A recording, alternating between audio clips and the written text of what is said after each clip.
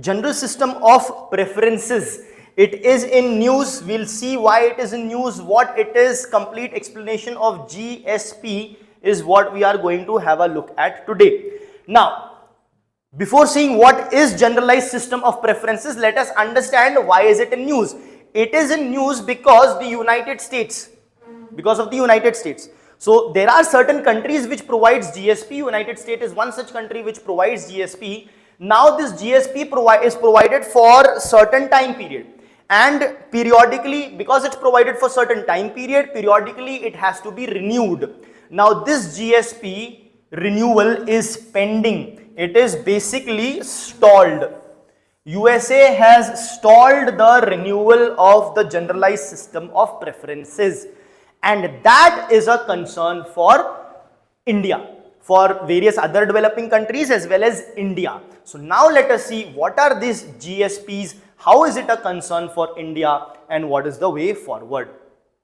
Okay, so what happens is, whenever import and export is taking place, okay, import export takes place, there can be import tariffs which can be imposed. So India imposes import tariffs on other countries including USA. USA imposes import tariffs on various countries including India.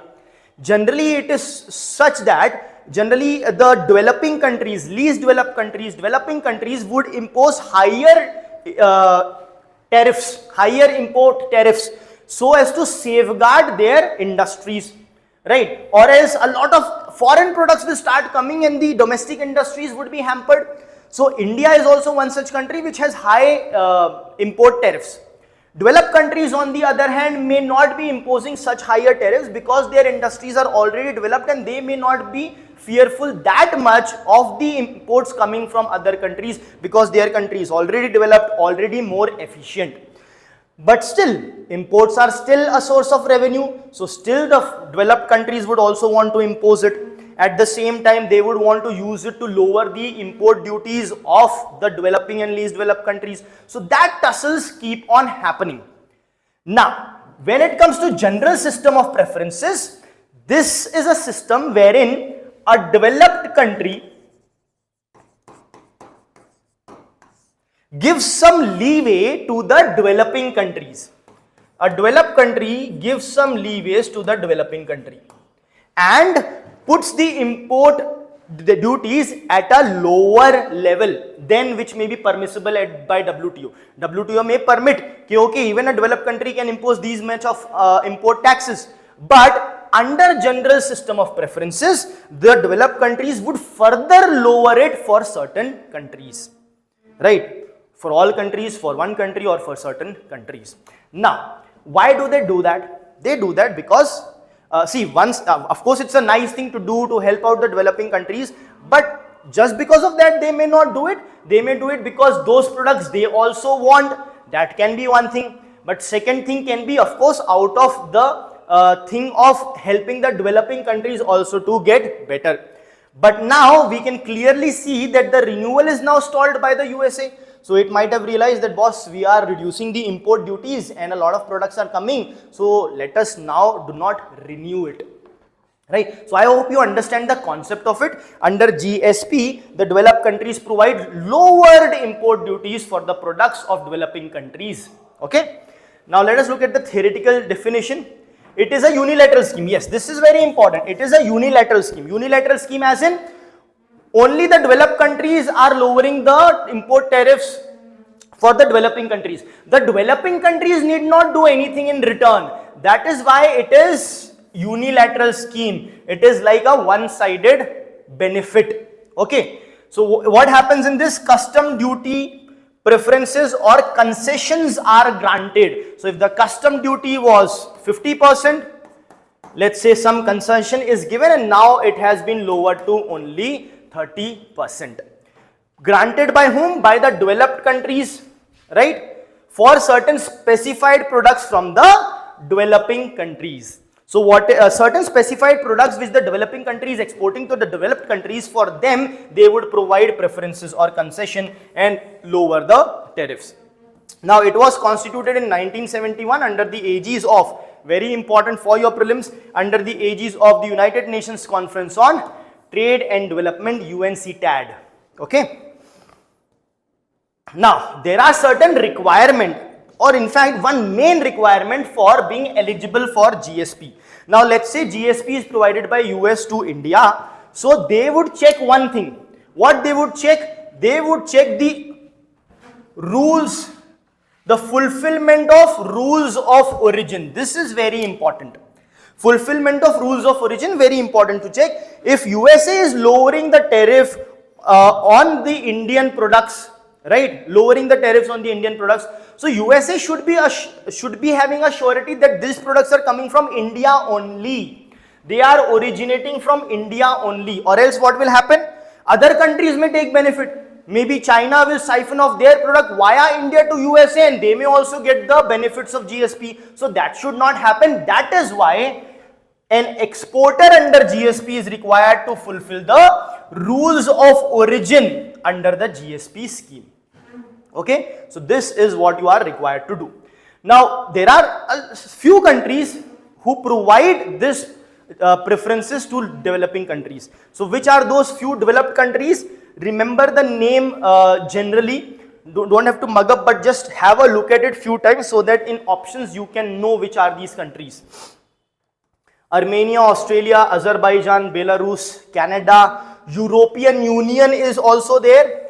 India is one of the biggest beneficiaries of GSP from European Union. Then Japan, Kazakhstan, Kyrgyzstan Republic, New Zealand, Norway, Russian Federation, Switzerland, Tajikistan, United States, United Kingdom, Turkey, Turkmenistan and Uzbekistan. So, how to remember all this? To remember all this, what happens is, if there are certain countries which you very easily know, yeah, these are big countries, these are very economically powerful countries, so remember them first. For example, if I tell you United Kingdom, now they are not doing well right now, but fine, historically they have been doing well. United Kingdom, United States, European Union, these are easy to remember, right? Then Russia also economically not doing well, but a big powerful nation, so remember Russia also. So now these four you can easily remember: UK, US, Russia and European Union. Now come to this area of Turkmenistan, Tajikistan. So here, what are these few countries? Tajikistan, Turkmenistan, Uzbekistan, Kazakhstan, Kyrgyzstan Republic. So just above, just surrounding Russia, these Stan countries all are there. All 5 of those countries are there. So you can remember those countries like that, right? Plus Canada. So when you remember USA, remember Canada. So 5 big countries you have remembered. Plus these Kazakhstan, Kyrgyzstan, all the countries which has Stan in their name, not Pakistan, but these 5 countries near to Russia, you remember them as well. And then you can remember the remaining. The moment you remember Australia, remember that New Zealand is also there. Okay, Australia and then below New Zealand. And then there would be only few countries remaining. You can remember them as well: Armenia, Azerbaijan, Belarus, Norway and Turkey. So that is how you group up the countries and try to remember it. Now, each of these developing countries would have its own GSP. Okay. General system of preferences. It will not be common, it would be different, and it can be different for different countries. So USA can provide different kinds of GSP, Australia can provide different kinds of GSP, USA can provide different kinds of GSP to different developing countries, so on and so forth. Now coming on to India and GSP. India is one of the primary beneficiaries. Around 40% of India's exports to European Union are under GSP. And presently the GSP by US is not renewed, it is stalled. But before that, when GSP was there, in around 10% of India's products were under GSP. Okay, so 40% for European Union and 10% for USA. Now, importance of GSP, I think it is now established, plays a crucial role in facilitating the exports of these developing countries to the developed countries, benefiting specifically small businesses, women-owned enterprises, etc., etc. So these are the benefits helping the developing countries' industries also to develop. Now, The thing is why it is getting stalled. Even though there is a bipartisan support, there are two parties system sort of like the, what do you say, ideology, the Democrats and the Republicans in USA. Now both are sort of supporting it, but still they have not passed this renewal still. Okay, so it is still stuck. It clearly states that a lot of stakeholders want this to happen. Okay, if you look at it, various stakeholders emphasizing its significance in diversifying supply chain, reducing tariffs, fostering trade relations. Diversifying supply chain, meaning they might be getting the same product for somewhere else but at a higher price, or even if it at the same price or a lower price, if you depend only on one country and something happens and the supply stops, then you will not get that product. So it diversifies also. So it would not just facilitate and help the developing country, in this case for example India, but also these countries, because they want that particular export and they would not have to be dependent on a single country. Okay, so diversification, fostering trade relations, etc. The hurdle is very simple. Since it is periodic, it gets expired periodically and needs to be removed, right? But it remains in limbo. It is stalled since 2020 despite bipartisan support. Bipartisan support means support by two parties. And what are the two parties here we are talking about? The Democrats, by the Democrats, and the Republicans. So support and all is there, but objectively it has not been renewed. So it remains to be seen where will it be removed. So this is all about your general system of preferences. Remember the certain facts and the entire concept for your prelims as well as mains. Thank you.